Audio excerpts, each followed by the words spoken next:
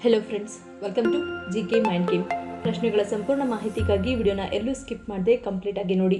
ಇವತ್ತಿನ ಪ್ರಶ್ನೆಗಳಲ್ಲಿ ಮೊದಲನೇ ಪ್ರಶ್ನೆ, ಮೆದುಳಿಗೆ ಆಮ್ಲಜನಕ ಮತ್ತು ರಕ್ತದ ಪೂರೈಕೆಯನ್ನು ಹೆಚ್ಚು ಮಾಡುವಲ್ಲಿ ಪ್ರಮುಖ ಪಾತ್ರ ವಹಿಸುವುದು ಯಾವುದು? ಆಪ್ಷನ್ಸ್: ಎ ಕಾಫಿ, ಬಿ ಶುಂಠಿ, ಸಿ ಬಿಯರ್, ಡಿ ಆಮ್ಲ.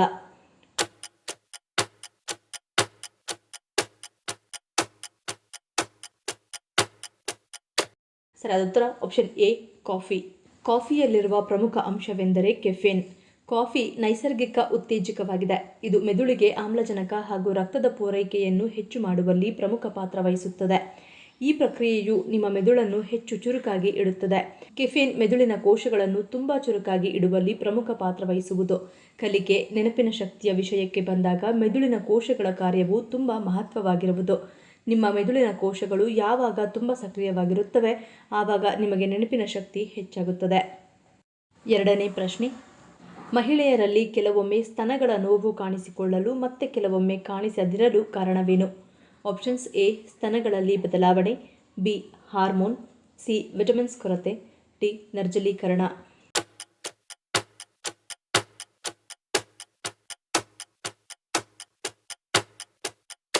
ಸರಿಯಾದ ಉತ್ತರ ಆಪ್ಷನ್ ಎ ಸ್ತನಗಳಲ್ಲಿ ಬದಲಾವಣೆ.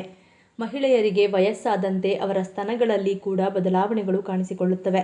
ಅಂತಹ ಪರಿಸ್ಥಿತಿಯಲ್ಲಿ ಕೊಬ್ಬು ಅಂಗಾಂಶದ ಸ್ಥಾನವನ್ನು ಪಡೆಯುತ್ತದೆ. ಈ ಸ್ಥಿತಿಯಲ್ಲಿ ಕೆಲವೊಮ್ಮೆ ಸ್ತನದಲ್ಲಿ ಚೀಲಗಳು ರೂಪುಗೊಳ್ಳುತ್ತವೆ ಮತ್ತು ಹೆಚ್ಚು ನಾರಿನ ಅಂಗಾಂಶವು ಬೆಳೆಯಲು ಪ್ರಾರಂಭಿಸುತ್ತದೆ. ಇವುಗಳನ್ನು ಫೈಬ್ರೋಸಿಸ್ಟಿಕ್ ಬದಲಾವಣೆಗಳು ಅಥವಾ ಫೈಬ್ರೋಸಿಸ್ಟಿಕ್ ಸ್ತನ ಅಂಗಾಂಶ ಎಂದು ಕರೆಯಲಾಗುತ್ತದೆ.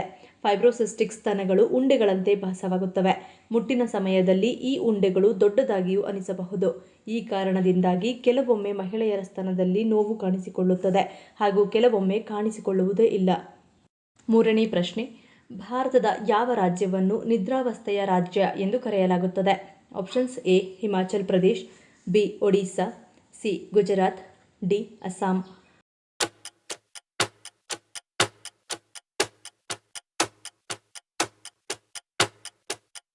ಸರಿಯಾದ ಉತ್ತರ ಆಪ್ಷನ್ ಎ ಹಿಮಾಚಲ್ ಪ್ರದೇಶ್. ಹಿಮಾಚಲ ಪ್ರದೇಶವನ್ನು ಭಾರತದ ನಿದ್ರಿಸುತ್ತಿರುವ ರಾಜ್ಯ ಎಂದು ಕರೆಯಲಾಗುತ್ತದೆ. ಅಲ್ಲಿನ ಜನರು ಅನುಸರಿಸುವ ಶಾಂತ ಜೀವನ ಶೈಲಿಯಿಂದ ಈ ಹೆಸರು ಬಂದಿದೆ. ಈ ರಾಜ್ಯವು ನೈಸರ್ಗಿಕ ಸೌಂದರ್ಯ, ತಾಜಾ ಪರ್ವತ ಗಾಳಿ ಮತ್ತು ನಿಧಾನಗತಿಯ ಹಳ್ಳಿ ಜೀವನಕ್ಕೆ ಹೆಸರುವಾಸಿಯಾಗಿದೆ. ಜನನಿಬಿಡ ನಗರಗಳಿಗಿಂತ ಭಿನ್ನವಾಗಿ ಇಲ್ಲಿನ ಜೀವನವು ಶಾಂತ ಮತ್ತು ನಿರಾಳವಾಗಿದೆ. ಹಿಮಾಚಲ ಪ್ರದೇಶಕ್ಕೆ ಈ ಅಡ್ಡ ಹೆಸರು ಬರಲು ಕಾರಣ ಇಲ್ಲಿನ ಜನರು ಬಹಳ ಸರಳವಾದ ದಿನಚರಿಯನ್ನು ಅನುಸರಿಸುತ್ತಾರೆ. ಅವರಲ್ಲಿ ಹೆಚ್ಚಿನವರು ಬೇಗನೆ ಮಲಗುತ್ತಾರೆ ಮತ್ತು ಸೂರ್ಯೋದಯದೊಂದಿಗೆ ಎಚ್ಚರಗೊಳ್ಳುತ್ತಾರೆ. ಸೂರ್ಯಾಸ್ತದ ನಂತರ ಬೀದಿಗಳು ನಿಶ್ಶಬ್ದವಾಗುತ್ತವೆ, ಅಂಗಡಿಗಳು ಮುಚ್ಚಲ್ಪಡುತ್ತವೆ ಮತ್ತು ಹೊರಗೆ ಯಾವುದೇ ಶಬ್ದವಿರುವುದಿಲ್ಲ. ಈ ಶಾಂತ ಮತ್ತು ಬೇಗನೆ ಮಲಗುವ ಅಭ್ಯಾಸವು ನಿದ್ರೆಯ ರಾಜ್ಯ ಎಂಬ ಹೆಸರಿಗೆ ಕಾರಣವಾಗಿದೆ. ನಾಲ್ಕನೇ ಪ್ರಶ್ನೆ, ಬ್ರೈನ್ ಸ್ಟ್ರೋಕ್ನ ಪ್ರಮುಖ ಲಕ್ಷಣಗಳು ಯಾವುವು? ಆಪ್ಷನ್ಸ್: ಎ ತಲೆನೋವು, ಬಿ ವಾಂತಿ, ಸಿ ಮುಸುಕು ದೃಷ್ಟಿ, ಡಿ ಮೇಲಿನ ಎಲ್ಲವೂ.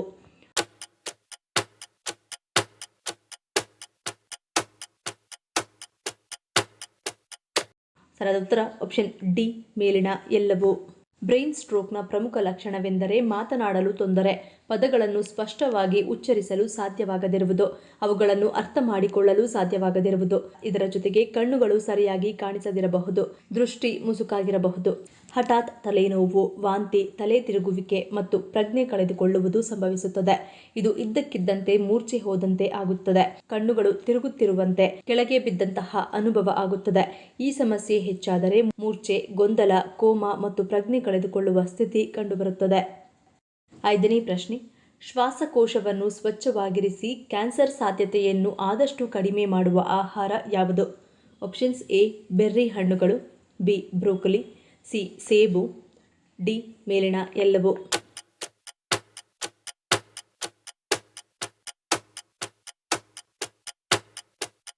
ಸರಿಯಾದ ಉತ್ತರ ಆಪ್ಷನ್ ಡಿ ಮೇಲಿನ ಎಲ್ಲವೂ. ಫ್ಲವನಾಯ್ಡ್ಗಳು ಮತ್ತು ಸೆಲೆನಿಯಂನಲ್ಲಿ ಸಮೃದ್ಧವಾಗಿರುವ ಸೇಬು ಹಣ್ಣು ಉತ್ಕರ್ಷಣ ನಿರೋಧಕ ಮತ್ತು ಉರಿಯೂತ ನಿವಾರಕ ಗುಣಗಳನ್ನು ಹೊಂದಿದೆ.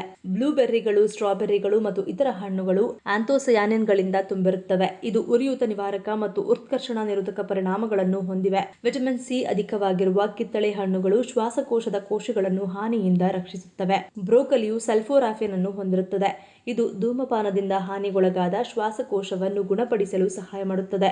ಬೆಳ್ಳುಳ್ಳಿಯಲ್ಲಿರುವ ಆಲಿಸಿನ್ ಆಂಟಿಮೈಕ್ರೋಬಿಯಲ್ ಮತ್ತು ಉರಿಯೂತ ನಿವಾರಕ ಪ್ರಯೋಜನಗಳನ್ನು ಒದಗಿಸುತ್ತದೆ ಹಾಗೂ ಶುಂಠಿಯು ಉರಿಯೂತ ನಿವಾರಕ ಗುಣಗಳನ್ನು ಹೊಂದಿದೆ ಮತ್ತು ಉಸಿರಾಟದ ಪ್ರದೇಶದಿಂದ ಕಫವನ್ನು ತೆರವುಗೊಳಿಸಲು ಸಹಾಯ ಮಾಡುತ್ತದೆ. 6ನೇ ಪ್ರಶ್ನೆ, ಯಾವ ನಗರವು ಒಂದು ದಿನದ ಮಟ್ಟಿಗೆ ಭಾರತದ ರಾಜಧಾನಿಯಾಯಿತು? Options A Bengaluru, B Mumbai, C Allahabad, D Lucknow.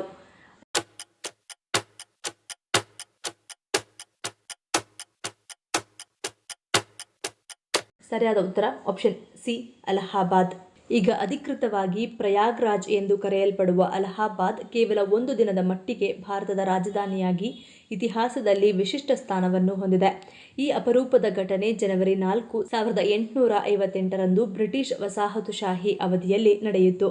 1857ರ ದಂಗೆಯನ್ನು ಬ್ರಿಟಿಷರು ಯಶಸ್ವಿಯಾಗಿ ನಿಗ್ರಹಿಸಿದ ನಂತರ ಇದು ಸಂಭವಿಸಿತು. ಆ ದಿನ ಅಲಹಾಬಾದ್ನ ಮಿಂಟೋ ಪಾರ್ಕ್ನಲ್ಲಿ ಒಂದು ಭವ್ಯ ಸಮಾರಂಭವನ್ನು ನಡೆಸಲಾಯಿತು. ಅಲ್ಲಿ ಈಸ್ಟ್ ಇಂಡಿಯಾ ಕಂಪನಿಯಿಂದ ಬ್ರಿಟಿಷ್ ಕಿರೀಟಕ್ಕೆ ಅಧಿಕಾರ ವರ್ಗಾವಣೆಯನ್ನು ಅಧಿಕೃತವಾಗಿ ಘೋಷಿಸಲಾಯಿತು. ಈ ಘೋಷಣೆಯು ಐತಿಹಾಸಿಕ ಬದಲಾವಣೆಯನ್ನು ಗುರುತಿಸಿದ್ದರಿಂದ ಅಲಹಾಬಾದ್ ಅನ್ನು ತಾತ್ಕಾಲಿಕವಾಗಿ ಈ ಸಂದರ್ಭಕ್ಕಾಗಿ ರಾಜಧಾನಿಯಾಗಿ ಪರಿಗಣಿಸಲಾಯಿತು.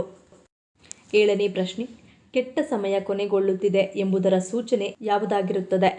ಆಪ್ಷನ್ಸ್ ಎ ದೇವರ ದರ್ಶನ, ಬಿ ಬೆಳಗ್ಗಿನ ಎಚ್ಚರ, ಸಿ ಮನಸ್ಸು ಹಗುರ, ಡಿ ಮೇಲಿನ ಎಲ್ಲವೂ.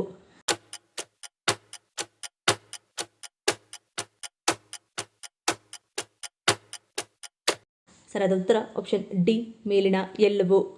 ಬೆಳಗ್ಗೆ 3ರಿಂದ 5 ಗಂಟೆಯ ನಡುವೆ ಅಲಾರಾಂ ಇಲ್ಲದೆ ನಿದ್ದೆ ಮುರಿಯುತ್ತಿರುವುದು, ಕನಸಿನಲ್ಲಿ ದೇವರ ದರ್ಶನವಾಗುವುದು, ಯಾವುದೇ ಕಾರಣವಿಲ್ಲದೆ ಮನಸ್ಸು ಹಗುರ ಮತ್ತು ಸಂತೋಷದಿಂದ ಇರುವುದು, ಮನೆಯ ಸುತ್ತಮುತ್ತ ಪದೇ ಪದೇ ಹಸು ಕಾಣಿಸಿಕೊಳ್ಳುವುದು, ಚಿಕ್ಕ ಮಗು ನಿಮ್ಮನ್ನು ನೋಡಿ ನಗುವುದು, ಪದೇ ಪದೇ ದೇವರ ನಾಮ ಕೇಳಿಸುವುದು ಅಥವಾ ಕಾಣಿಸುವುದು, ಇವೆಲ್ಲವೂ ಕೂಡ ನಿಮ್ಮ ಕೆಟ್ಟ ಸಮಯ ಕೊನೆಗೊಳ್ಳುತ್ತಿದೆ ಎಂಬುದರ ಸೂಚನೆಗಳಾಗಿರುತ್ತವೆ.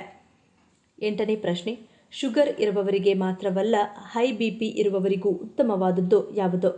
ಆಪ್ಷನ್ಸ್ ಎ ಎಳನೀರು, ಬಿ ಹಾಗಲಕಾಯಿ, ಸಿ ರಾಗಿ ಮುದ್ದೆ, ಡಿ ಮಜ್ಜಿಗೆ.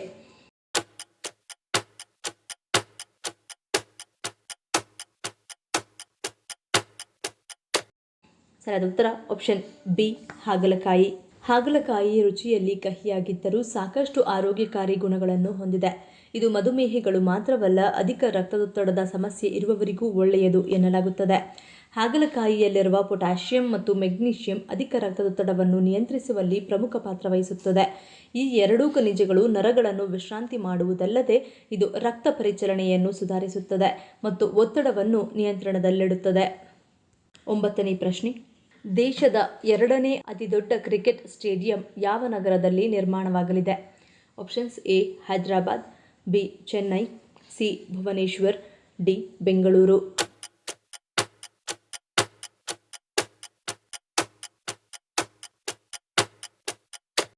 ಸರಿಯಾದ ಉತ್ತರ option D Bengaluru. Garden city cricket ಪ್ರೇಮಿಗಳ ನಗರ ಎಂದೇ ಹೆಸರುವಾಸಿಯಾಗಿದೆ. ಭಾರತೀಯ ಕ್ರಿಕೆಟ್ನ ಹಲವು ಐತಿಹಾಸಿಕ ಕ್ಷಣಗಳಿಗೆ ಸಾಕ್ಷಿಯಾಗಿರುವ ಇದೇ ಬೆಂಗಳೂರಿನಲ್ಲಿ ಇದೀಗ ಬೃಹತ್ ಕ್ರಿಕೆಟ್ ಕ್ರೀಡಾಂಗಣವೊಂದು ತಲೆ ಎತ್ತಲಿದೆ. ಬೊಮ್ಮಸಂದ್ರದ ಸೂರ್ಯ ಸಿಟಿಯಲ್ಲಿ 1650 ಕೋಟಿ ರೂಪಾಯಿ ವೆಚ್ಚದಲ್ಲಿ ಮೆಗಾ ಸ್ಪೋರ್ಟ್ಸ್ ಕಾಂಪ್ಲೆಕ್ಸ್ ನಿರ್ಮಾಣಕ್ಕೆ ಸಿಎಂ ಅನುಮೋದನೆ ನೀಡಿದ್ದಾರೆ. ಈ ಕ್ರೀಡಾ ಸಂಕೀರ್ಣದಲ್ಲಿ 80,000 ಆಸನ ಸಾಮರ್ಥ್ಯದ ಬೃಹತ್ ಕ್ರಿಕೆಟ್ ಕ್ರೀಡಾಂಗಣ ನಿರ್ಮಾಣವಾಗಲಿದೆ. ಇದು ಪೂರ್ಣಗೊಂಡ ನಂತರ ಅಹಮದಾಬಾದ್ನ ನರೇಂದ್ರ ಮೋದಿ ಕ್ರೀಡಾಂಗಣದ ನಂತರ ಭಾರತದ 2ನೇ ಅತಿದೊಡ್ಡ ಕ್ರಿಕೆಟ್ ಕ್ರೀಡಾಂಗಣ ಎನಿಸಿಕೊಳ್ಳಲಿದೆ. 100 ಎಕರೆ ಪ್ರದೇಶದಲ್ಲಿ ಕ್ರೀಡಾ ಹಬ್ ನಿರ್ಮಾಣವಾಗಲಿದ್ದು, ಇದರ ಮತ್ತೊಂದು ವಿಶೇಷತೆ ಎಂದರೆ ಇದರಲ್ಲಿ ಕ್ರಿಕೆಟ್ ಜೊತೆಗೆ ಇತರ ಕ್ರೀಡೆಗಳಿಗೂ ಅತ್ಯಾಧುನಿಕ ಸೌಲಭ್ಯಗಳು ಇರಲಿವೆ. ಈ ಪ್ರಶ್ನೆಗಳಲ್ಲಿ ನೀವು ಎಷ್ಟು ಪ್ರಶ್ನೆಗಳಿಗೆ ಸರಿ ಉತ್ತರವನ್ನು ಕೊಟ್ಟರಿ ಅನ್ನೋದನ್ನು ಕಮೆಂಟ್ ಮಾಡಿ ತಿಳಿಸಿ.